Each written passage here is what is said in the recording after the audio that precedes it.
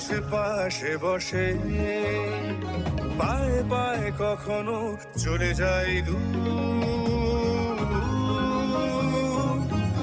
এ জীবন উদযাপনের সুর। Radio radio Jadavpur, এগিয়ে চলার সুর। Radio radio Jadavpur 90.8 MHz community radio, Jadavpur university. মুক্ত চিন্তার পথে ভিন্ন মননের খোঁজ, কমিউনিটি রেডিও যাদবপুর। আপনারা শুনছেন কমিউনিটি রেডিও যাদবপুর 90.8 মেগাহার্টজ। এই বেতার সম্প্রচারটি যাদবপুর বিশ্ববিদ্যালয়ের technical education quality improvement programme TEQIP-র অংশ। শুরু হচ্ছে আমাদের বিশেষ অনুষ্ঠান ম্যাটিক্স কৃষি পাঠশালা। এই অনুষ্ঠানে আমরা ভূমি সুরক্ষা এবং চাষবাসের নানান দিক নিয়ে আলোচনা করব। 90.8 কমিউনিটি রেডিও জেইউতে এই বিশেষ অনুষ্ঠান শুনবেন সপ্তাহে 3 দিন। সঙ্গে থাকবেন কৃষক এবং কৃষি বিশেষজ্ঞরা। ভারত সরকারের রাসায়নিক ও সার মন্ত্রকের উদ্যোগে এবং ম্যাটিক্স ফার্টিলাইজার অ্যান্ড কেমিক্যালস লিমিটেডের সহায়তায় অনুষ্ঠানটি সম্প্রচার করা হচ্ছে।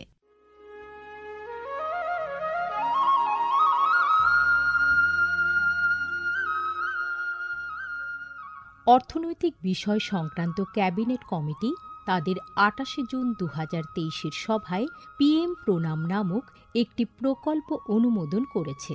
এই প্রকল্পের উদ্দেশ্য হল ধরিত্রী ও মৃত্তিকার পুনরুদ্ধার, পুষ্টি, উন্নতি সাধন এবং তা নিয়ে সচেতনতা বৃদ্ধি। গ্রামীণ স্তর থেকে শুরু করে আমাদের সকলের প্রচেষ্টা মাতৃভূমির যত্ন ও স্বাস্থ্য রক্ষার জন্য এই অনন্য পদক্ষেপকে ফলপ্রসূ করে তুলতে পারে।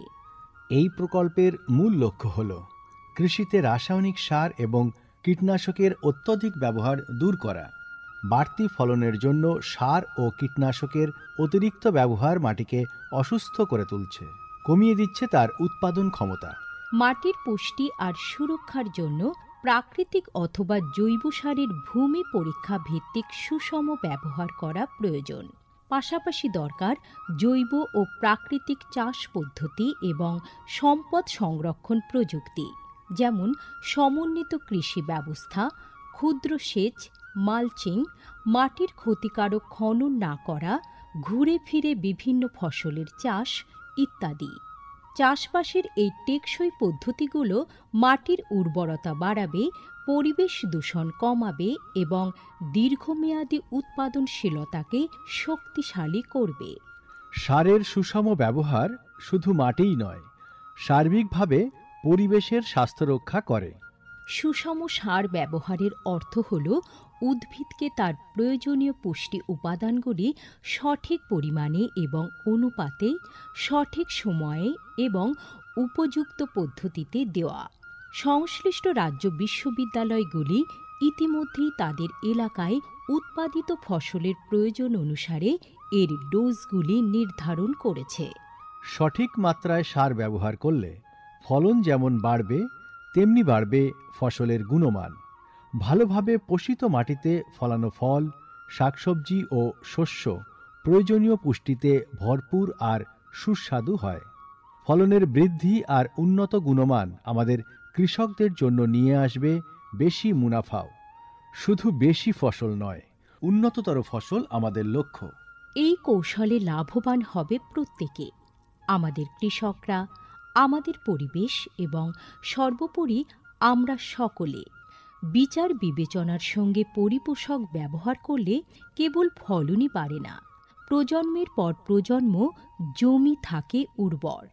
সুতরাং আসুন, একটি উজ্জ্বল এবং স্থায়ী কৃষি ভবিষ্যতের জন্য আমরা সুষম সার ব্যবহারের প্রচার ও অনুশীলন চালিয়ে যাই।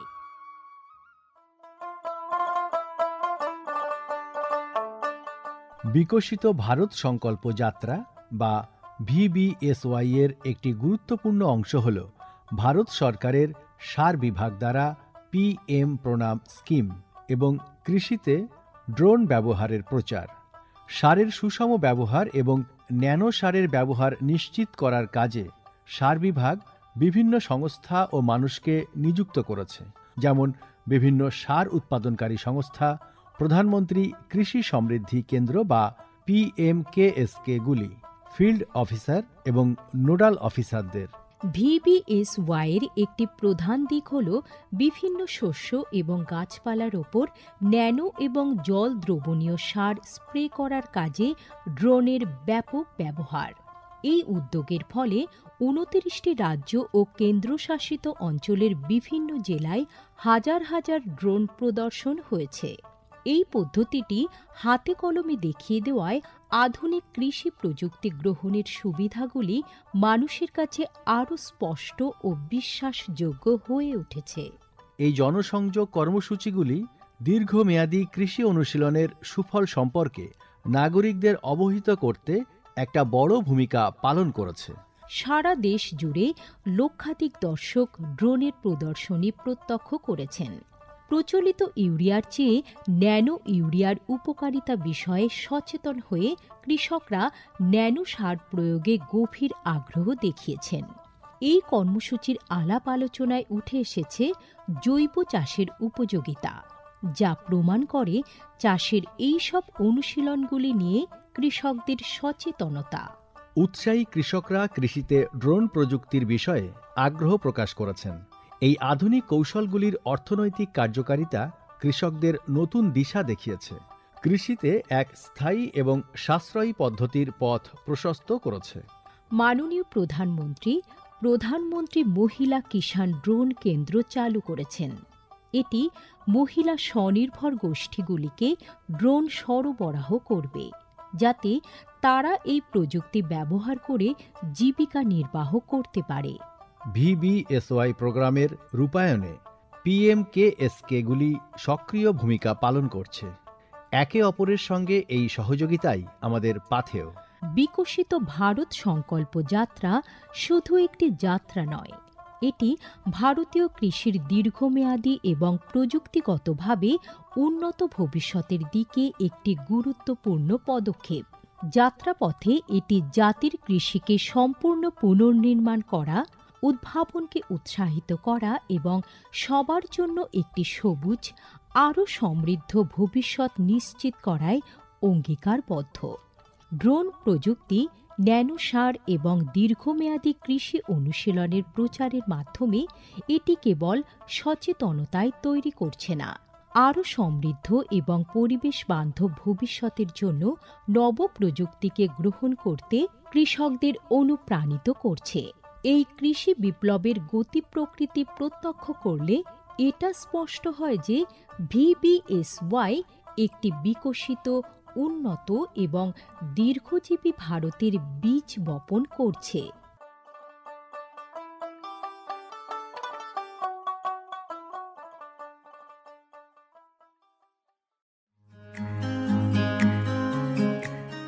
ভারতের যে সার কোম্পানিগুলি সবচেয়ে দ্রুত গতিতে বৃদ্ধি পাচ্ছে, ম্যাটিক্স ফার্টিলাইজার্স অ্যান্ড কেমিক্যালস লিমিটেড তার মধ্যে অন্যতম। পশ্চিমবঙ্গের পানাগড়ে অবস্থিত তাদের কারখানায় বছরে 12.5 লক্ষ টনের ওপর ইউরিয়া সার উৎপাদন হয়। ভারত সরকারের গ্রিনফিল্ড প্রজেক্ট হিসেবে স্বীকৃত এই কারখানায় তৈরি হয় ডক্টর ফসল। ইতিমধ্যেই যা পূর্ব ভারতের সর্বাধিক বিক্রিত ইউরিয়া সার হয়ে উঠেছে। কৃষি উন্নয়ন ও ভূমি সুরক্ষা, ক্ষুধা, অপুষ্টি ও দারিদ্র্য দূরীকরণ, গ্রামীণ এলাকা ও বস্তি উন্নয়ন, লিঙ্গ সাম্য, পরিবেশ, স্বাস্থ্য, শিক্ষা ইত্যাদি নানান বিষয়ের উপর জোর দেয় ম্যাটিক্সের CSR প্রকল্পগুলি। ম্যাটিক্স এক সবুজ ভবিষ্যতের অঙ্গীকার। JU কমিউনিটি রেডিও 90.8 মেগাহার্টজে শুরু করছি ম্যাটিক্স কৃষি পাঠশালা। ম্যাটিক্স কৃষি পাঠশালার আজকের পর্বের বিষয় খরিফ খন্দে পশ্চিমবঙ্গে সুগন্ধি ধানের লাভজনক চাষ পদ্ধতি। এ বিষয়ে আলোচনা করার জন্য আজ স্টুডিওতে উপস্থিত আছেন নিলয় পাইন, যুগ্ম কৃষি অধিকর্তা, বিষয়বস্তু বারুইপুর মহকুমা, দক্ষিণ 24 পরগনা। আপনাকে স্বাগত জানাচ্ছি আমাদের আজকের এই পর্বে। নমস্কার। আমরা তো আজকে বিষয় রেখেছি সুগন্ধি ধানের লাভজনক চাষ, আর এই সময় আর কি খরিফ খন্দে। প্রথমে একটু জানতে চাইবো যে এই সুগন্ধি ধান বলতে আমরা ঠিক কোন ধানগুলোর কথা বলছি? তো আমরা পশ্চিমবঙ্গে প্রায় 40 লক্ষ হেক্টর জমিতে আমন ধানের চাষ করছি, সব রকম মিলিয়ে। তার 3% অর্থাৎ 1 লক্ষ হেক্টর জমিতে আমাদের সুগন্ধি ধানের চাষ হয়। এই সুগন্ধি ধানের চাষটা উত্তরবঙ্গের তরাই থেকে দক্ষিণবঙ্গের সমতল ভূমি লাল মাটি অঞ্চল হুম। এবং সমুদ্র উপকূলবর্তী অঞ্চলে সব জায়গাতেই এই সুগন্ধি ধানের চাষ প্রসারিত। তো আমরা যদি একটু আমাদের পিছনের দিকে তাকিয়ে দেখি, হুম। তাহলে আমাদের এই বাংলায় একটা সময় ছিল যখন প্রায় 5,500 রকমের ধানের জাত ছিল, আর গোটা ভারতবর্ষে প্রায় 82,000 রকমের ধানের জাত ছিল। কিন্তু এই 60-এর দশকে এই সবুজ বিপ্লবের পর থেকে, হুম। যখন থেকে আমাদের উচ্চ ফলনশীল বীজ বীজ ব্যবহার করা শুরু হলো, তখন থেকে পুরনো এই আদি যে আমাদের ভ্যারাইটিগুলো ছিল বা জাতগুলো ছিল, সেগুলো লুপ্ত হতে চলেছে। বর্তমানে খুব বেশি হলে আপনি 100 থেকে 150টা জাত মানে পেতে পারেন। আর এই যে সুগন্ধি ধানের এই বিপুল বিস্ময়কর যে জীব বৈচিত্র্য, এটা কিন্তু আপনা থেকে মানুষের কাছে কিন্তু ধরা দেয়নি। অর্থাৎ আমরা এরকমই ছিল না যে এই এত ভ্যারাইটি আমাদের অটোমেটিক্যালি কৃষকদের কাছে ছিল, তা নয়। হাজার হাজার বছর ধরে এদেশের নাম না জানা বিভিন্ন কৃষক এবং কৃষি গবেষক, মানে কৃষকরা যাদের স্বভাব বিজ্ঞানী সত্তা, এটাকে কাজে লাগিয়ে ফলিত উদ্ভিদ প্রজনন বিদ্যার মাধ্যমে, এটা ভারতবর্ষে হয়েছে, যে ধানের আদিম কোনো জাত থেকে পছন্দ মতো নানা বৈশিষ্ট্য বাছাই করে সৃষ্টি করেছিলেন নতুন নতুন জাত। আচ্ছা। তাই আমাদের উপর ন্যস্ত আছে যে এই যে জৈব বৈচিত্র্য, এইটাকে আমাদের জৈব বৈচিত্র্যটাকে রক্ষা করা। তার জন্য আমাদের জৈব ধানের বা সুগন্ধি ধানের চাষটা খুবই গুরুত্বপূর্ণ। এটা হচ্ছে একটা দিক। আরেকটা দিক হচ্ছে কি, বাংলায় দেশি সুগন্ধি ধানের চাষ করতে পারলে ভূগর্ভের জল সংরক্ষণও কিছুটা নিশ্চিত করা যাবে। কারণ খরা বা একটু বেশি জল, এতে কিন্তু সুগন্ধি ধানটা ভালোভাবে চাষ করা যায়। কারণ দেশি সুগন্ধি ধান অত্যন্ত সুস্বাদু এবং পুষ্টিকর, স্বাস্থ্যের জন্য ভালো। এতে লোহা, জিঙ্ক, ভিটামিন বি বেশি পাওয়া যাচ্ছে। ব্যয়ের অনুপাতে আয়টা অনেক বেশি, অর্থাৎ কম খরচায় বেশি লাভজনক। জলের খরচা কম, সুস্থায়ী উৎপাদন, পরিবেশগত সুরক্ষা, রাসায়নিক সার কীটনাশকের খরচ অনেক কম। এইভাবে আমরা যদি চিন্তা করি, তাহলে কিন্তু অবশ্য করেই সুগন্ধি ধানের চাষে একটা বিশেষ গুরুত্ব আছে এবং এই চাষটা কৃষকদের কাছে খুব লাভজনকভাবে করা যেতে পারে। তো এই কোন কোন ধানকে আমরা সুগন্ধি ধান বলছি? এখানে গোটা পশ্চিমবঙ্গে সুগন্ধি ধানের চাষ হয়। এবার এই সুগন্ধি ধানটা যেহেতু কৃষি জলবায়ু উপর নির্ভরশীল, সেই জন্য আমরা বিভিন্ন এলাকাতে আলাদা আলাদা করে এটাকে চাষ করছি এবং আলাদা আলাদা জাতের চাষ করছি। উত্তরবঙ্গের জন্য আমরা জানি যে তুলাই পাঁচি, আমরা জানি দিনাজপুরে খুবই বিখ্যাত ধান, কালো নুনিয়া, তুলসীভোগ।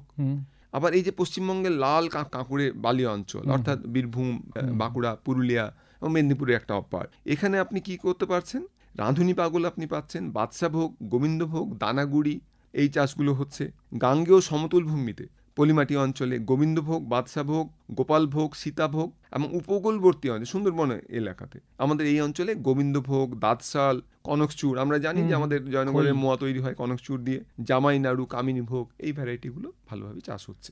কিন্তু আজকে কৃষি বিজ্ঞানের প্রযুক্তি আবার কি করছে, সরু লম্বা বাসমতি ধানে উচ্চ ফলনশীল সুগন্ধি ধান বের করেছে। আচ্ছা। এটাও আবার পাওয়া যায় IET 21,261 আর PNR 446।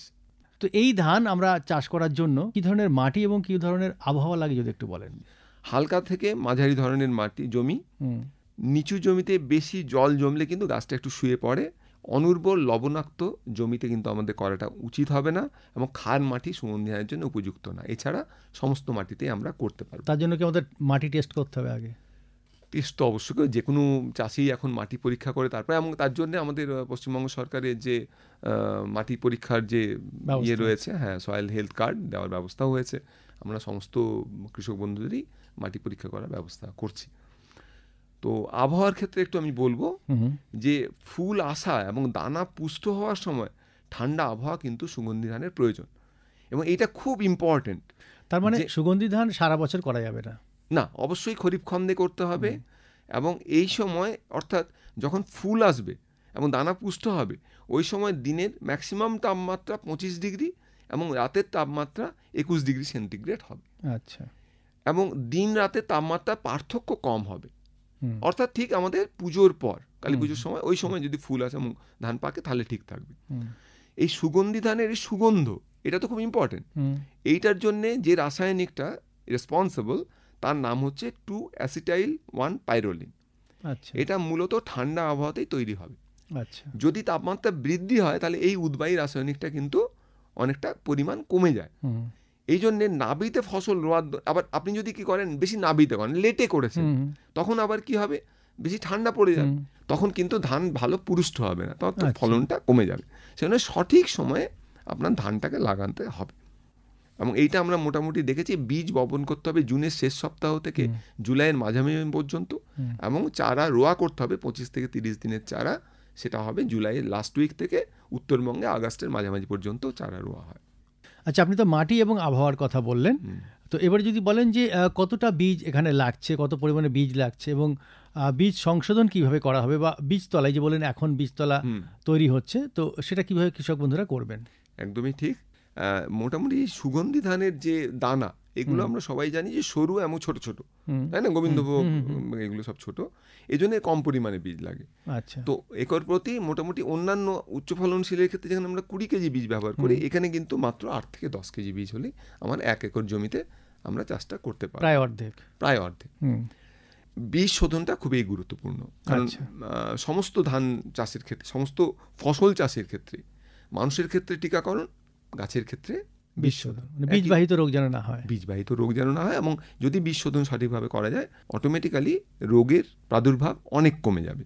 তাই প্রথমে আমাদের যেটা করতে হবে যে আধা চিটে বীজগুলোকে বাদ দিতে হবে, কারণ একটা পুরুষ্ট যদি বীজ না হয় তাহলে একটা পুরুষ্ট ভালো গাছ, স্বাস্থ্যবান গাছ তৈরি হবে না একদম। তো সেইটা করার জন্য কি করতে হবে, 10 লিটার জলের মধ্যে 1 কেজি 650 গ্রাম লবণ গুলে ওই লবণ জলের মধ্যে বীজটাকে যদি ভিজিয়ে দিই, তাহলে যেগুলো আধা চিটে বীজ সেগুলো ভেসে উঠবে। তো সেইটাকে তুলে আমরা ফেলে দিয়ে এবার বীজটাকে আমরা তুলে নিলাম, তুলে নিয়ে ওইটাকে আমরা খুব ভালো করে পরিষ্কার জলে ধুয়ে নিয়ে এইবার বীজটাকে ভিজিয়ে রাখি। আমরা সাধারণ চাষিরা ভিজিয়ে রাখেন, মানে মোটামুটি 10 ঘন্টা 12 ঘন্টা ভেজান। এই ভেজানোর কাজটা আমরা করব ওষুধ গলা জলে। আচ্ছা, সেক্ষেত্রে ট্রাইকোডার্মা ভিরিডি 5 গ্রাম প্রতি লিটার জলে আমরা দিয়ে বীজটাকে 8 থেকে 10 ঘন্টা ভিজিয়ে রাখতে পারি। আর ট্রাইকোডার্মা ভিরিডি ছাড়া যদি আপনি রাসায়নিক কীটনাশক দিয়ে বা ছত্রাকনাশক দিয়ে বীজ শোধন করেন, সেক্ষেত্রে আপনি কার্বনডাইজিন বা ব্যাভিস্টিন 2 গ্রাম প্রতি কেজি বীজের জন্যে, অথবা থাইরাম 2.5 গ্রাম প্রতি কেজি বীজের জন্যে, অথবা 1.5 গ্রাম ট্রাইসাইক্লোজোল 75% দিয়ে আপনি বীজটাকে শোধন করে তারপরে বীজটাকে জাগ দিয়ে কল করে এবার মূল জমিতে আমরা ওটাকে বীজতলা তৈরি করার জন্য নিয়ে যাব। আচ্ছা, এই যে বীজতলার কথা বলছেন, তো সাধারণ যে আমরা ধান চাষ করছি এবং এই যে সুগন্ধি ধান, এই বীজতলার কি কোনো পার্থক্য আছে? একটু পার্থক্য তো রয়েছে, কারণ এইগুলো আমরা দেশি জাতের সুগন্ধি ধান, বেশিরভাগই দেশি জাতের। তো এতে কিন্তু টোটাল চাষের পদ্ধতিটাই একটু ডিফারেন্ট। যেমন 1 একর চাষের জন্যে 10 শতক জমিতে ভালো করে 3-4 বার চাষ দিয়ে পচিয়ে বীজতলাটা তৈরি করতে হবে। বীজতলায় মূল সার হিসাবে 10 কুইন্টাল আবর্জনা সার, এই যে জৈব সার আবর্জনা সার, এইটা কিন্তু এই ধান চাষের জন্য খুব গুরুত্বপূর্ণ। আচ্ছা, এর সঙ্গে 4 কেজি ইউরিয়া 10 শতকের জন্য বলছি, 12 কেজি সিঙ্গেল সুপার ফসফেট এবং 3 কেজি মিউরেট অফ পটাশ সার, এইটা দিয়ে আমরা বীজতলাটা তৈরি করব। বীজতলার শেষ চাষের পর 4 ফুট চওড়া প্রয়োজন, আমরা জানি যেরকমভাবে আমরা বীজতলা তৈরি করি 4 ফুট চওড়া এবং লম্বা লম্বা ফালি করে করি, এবং পাশে দিয়ে আমরা 500 নালা রাখি। 10 শতক বীজতলাতে 8 থেকে 10 কেজি অঙ্কুরিত বীজ ধান জল থাকা অবস্থায় জমিতে সমানভাবে ছিটিয়ে দিতে হবে। এবার 24 ঘন্টা পর, মানে বীজটা থিতিয়ে গেল, তারপরে জলটা বের করে প্রয়োজন মতো আস্তে আস্তে আস্তে আস্তে জল বাড়িয়ে 2 থেকে 5 সেন্টিমিটার পর্যন্ত করা যেতে পারে। গাছের বাড় বুঝে 7 থেকে 10 দিন গাছ তোলার আগে 10 শতক বীজতলায় 2 কেজি নাইট্রোজেন চাপান সারও দিতে পারেন কৃষক বন্ধুরা। তাতে মানে বীজ পাতার স্বাস্থ্যটা ভালো হবে। আর তার সঙ্গে আমরা 1.8 কেজি কার্বোফিউরান 3G বা 1.5 কেজি কার্টাপ 3G প্রয়োগ করে 5 সেন্টিমিটার জল ধরে রাখবো বীজতলাতে। এটা বীজ পাতা তোলা 7 দিন আগে আমরা করব। এতে কি হবে, একটা টিকা দেওয়া হবে এবং বীজ পাতাটা বিষাক্ত হয়ে যাবে, যার ফলে পরবর্তীকালে মাজরা বা পাতা মোড়া পোকার মতো বা বিভিন্ন শোষক পোকার উপদ্রবটা তারপরের 35 দিন পর্যন্ত আমাদের কম থাকবে বা হবে না। তাহলে বীজতলা তৈরি হয়ে গেল, এরপরে আমরা ওই বীজ মানে ধানের চারা হলো সেটাকে নিয়ে আমরা মূল জমিতে রোপণ করব। তো সেই বিষয়ে যদি একটু বলেন কিভাবে করব। এবার 25 থেকে 30 দিন বয়সী চারা গুছিতে 2-3টে করে চারাই আমরা রোয়া করি। এটা এবার আমরা 8 ইঞ্চি সারি থেকে সারির দূরত্ব আর গাছ থেকে গাছের দূরত্ব 6 ইঞ্চি আর 2 সেন্টিমিটার পর্যন্ত, অর্থাৎ 1 ইঞ্চি ম্যাক্সিমাম গভীরে আমরা বীজ পাতাটাকে পুঁতবো। এতে বেশি গভীরে পুঁতলে কিন্তু উল্টো ফল হবে। আর দেশি লম্বা জাতের যদি গাছ হয়, বিভিন্ন গাছের বিভিন্ন সাইজ, যদি দেখা যায় যে বেশি ঝাড় বা বেশি লম্বা জাতের গাছ, তাহলে আমরা স্পেসিংটাকে একটু বাড়িয়েও দিতে পারি। মূল জমি তৈরি করার সময় কি করতে হবে, একর প্রতি 20 কুইন্টাল আবর্জনা সার বা 10 কুইন্টাল কেঁচো সার বা কমপক্ষে 10 কুইন্টাল মানে আবর্জনা সার এবং 1.5 কুইন্টাল খোল প্রয়োগ করতে হবে। যে কোনো একটা করতে পারি। এগুলো চাষের আগেই। চাষের আগে করতে হবে। এবং মাঝারি উচ্চতার জমিতে রাসায়নিক সার হিসাবে আমাদের যেটা করতে হবে, মূল জমিতে urea 13 KG, single super phosphate 75 KG এবং মিউরেট অফ পটাশ 20 কেজি, এটা একর প্রতি, অর্থাৎ 3 বিঘের প্রায় জন্য। 3 বিঘে। 3 বিঘের জন্য আমরা এই সারটাকে দিয়ে ভালো করে চাষ দিয়ে মূল জমি তৈরি করব। তাহলে প্রথম পুরো নাইট্রোজেন, ফসফেট এবং পটাশ সারটা আমরা মূল জমিতে দিয়ে দিলাম।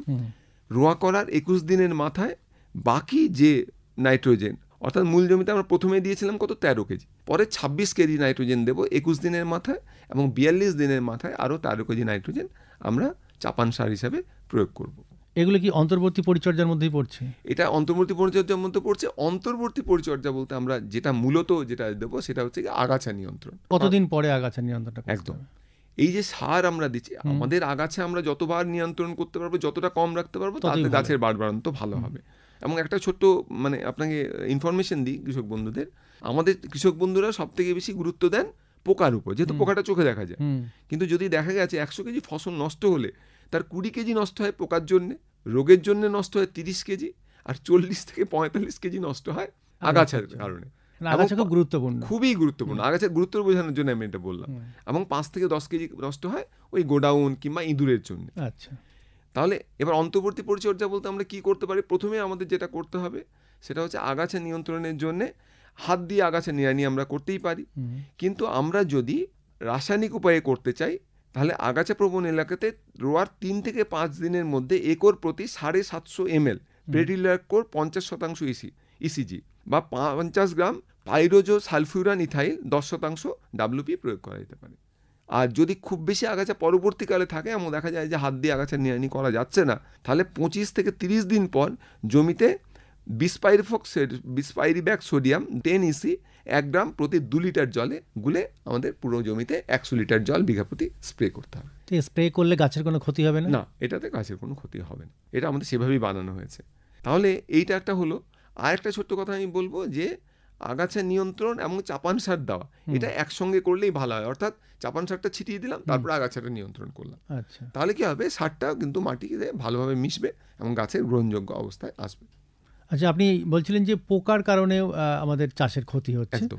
তো পোকা নিয়ন্ত্রণ এবং রোগ, এই রোগ পোকা নিয়ন্ত্রণ আমরা কি করব? এটা যেহেতু দেশি ধান, তো জমি পরিদর্শন করাটা খুব গুরুত্বপূর্ণ। কতদিন অন্তর কৃষক বন্ধুদের বলবো যে প্রতিদিন সকালবেলায় কৃষক বন্ধুরা জমিতে একবার পরিদর্শনে যান। কিন্তু বেশিরভাগ কৃষক বন্ধু কি করেন, আল থেকে একটু উপরে উপরে দেখে চলে আসে। দূর থেকে সেইটা করলে হবে না, জমিতে নেমে ভালো করে আদ্যপান্ত দেখতে হবে।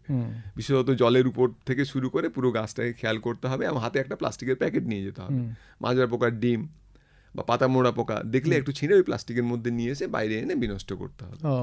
এটা করার দরকার। এটা আমাদের মেকানিক্যাল কন্ট্রোল, এটা করলে বেশ কিছুটা হবে।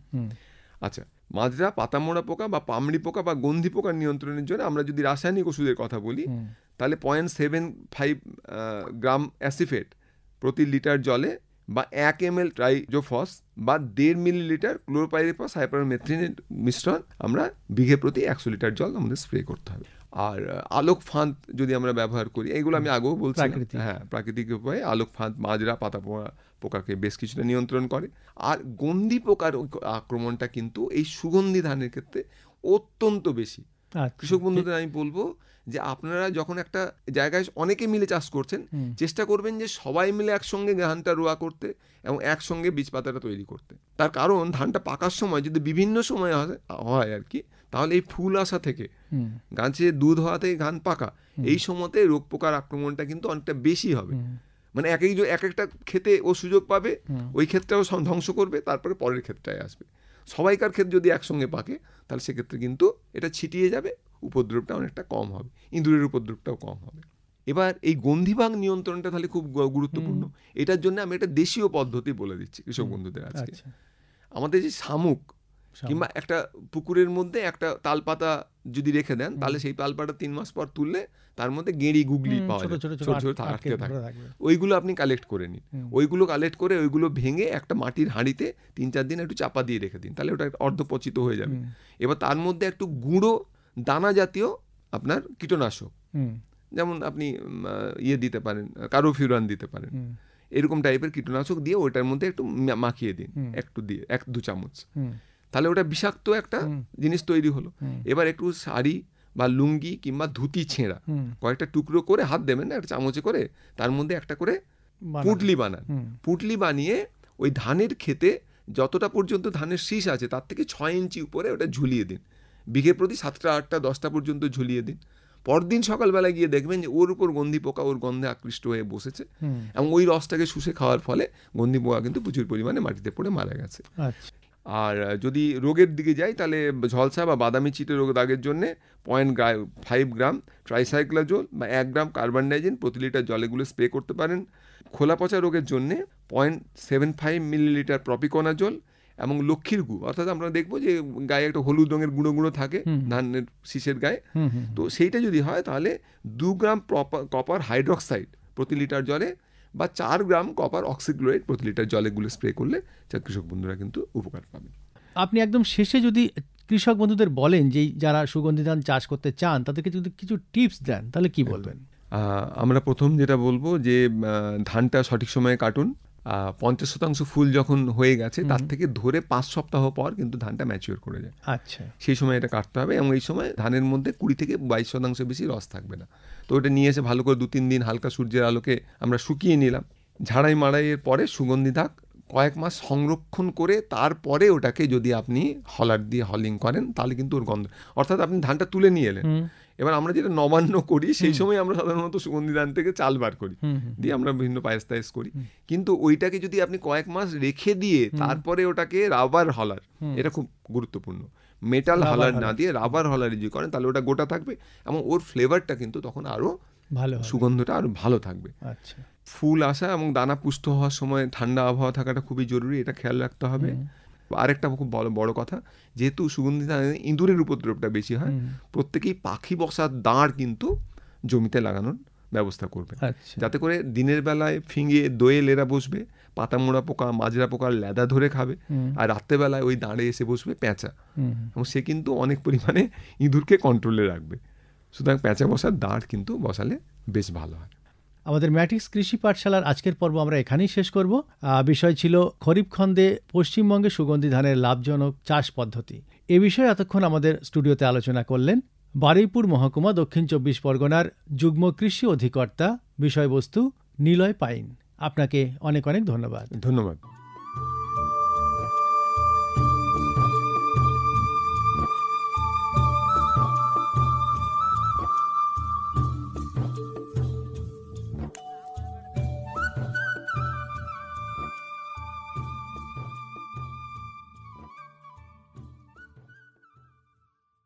এতক্ষণ শুনলেন আমাদের বিশেষ অনুষ্ঠান ম্যাটিক্স কৃষি পাঠশালা। ভারত সরকারের রাসায়নিক ও সার মন্ত্রকের উদ্যোগে এবং ম্যাটিক্স ফার্টিলাইজার অ্যান্ড কেমিক্যালস লিমিটেডের সহায়তায় অনুষ্ঠানটি সম্প্রচার করা হলো। কেমন লাগলো এই অনুষ্ঠান আমাদের জানাতে পারেন 0332457262 নম্বরে। আপনারা আমাদের মেলও করতে পারেন radio.ju@gmail.com এ। আমাদের ইউটিউব চ্যানেল রেডিও জেইউ, এখানেও আপনারা এই বিশেষ অনুষ্ঠানটি শুনতে পারেন। আর আমাদের ইনস্টাগ্রাম আইডি radio_JU আপনারা ফলো করতে পারেন। আজকের মতো ম্যাটিক্স কৃষি পাঠশালা এ পর্যন্তই। শুনতে থাকুন কমিউনিটি রেডিও জেইউ 90.8 মেগাহার্টজে। ভারতের যে সার কোম্পানিগুলি সবচেয়ে দ্রুত গতিতে বৃদ্ধি পাচ্ছে ম্যাটিক্স ফার্টিলাইজার্স অ্যান্ড কেমিক্যালস লিমিটেড তার মধ্যে অন্যতম। পশ্চিমবঙ্গের পানাগড়ে অবস্থিত তাদের কারখানায় বছরে 12.5 লক্ষ টনের ওপর ইউরিয়া সার উৎপাদন হয়। ভারত সরকারের গ্রিনফিল্ড প্রজেক্ট হিসেবে স্বীকৃত এই কারখানায় তৈরি হয় ডক্টর ফসল। ইতিমধ্যেই যা পূর্ব ভারতের সর্বাধিক বিক্রিত ইউরিয়া সার হয়ে উঠেছে। কৃষি উন্নয়ন ও ভূমি সুরক্ষা, ক্ষুধা, অপুষ্টি ও দারিদ্র্য দূরীকরণ, গ্রামীণ এলাকা ও বস্তি উন্নয়ন, লিঙ্গ সাম্য, পরিবেশ, স্বাস্থ্য, শিক্ষা ইত্যাদি নানান বিষয়ের উপর জোর দেয় ম্যাটিক্সের CSR প্রকল্পগুলি। ম্যাটিক্স এক সবুজ ভবিষ্যতের অঙ্গীকার। মুক্ত চিন্তার পথে ভিন্ন মননের খোঁজ, কমিউনিটি রেডিও যাদবপুর। আপনারা শুনছেন কমিউনিটি রেডিও যাদবপুর 90.8 মেগাহার্টজ। এই বেতার সম্প্রচারটি যাদবপুর বিশ্ববিদ্যালয়ের technical education quality improvement programme TEQIP-র অংশ। দূরে সে পাশে বসে পায়ে পায়ে কখনো চলে যাই দূর, এ জীবন উদযাপনের সুর, রেডিও রেডিও যাদবপুর, এগিয়ে চলার সুর, radio radio Jadavpur. 90.8 megahertz, Community Radio, Jadavpur University.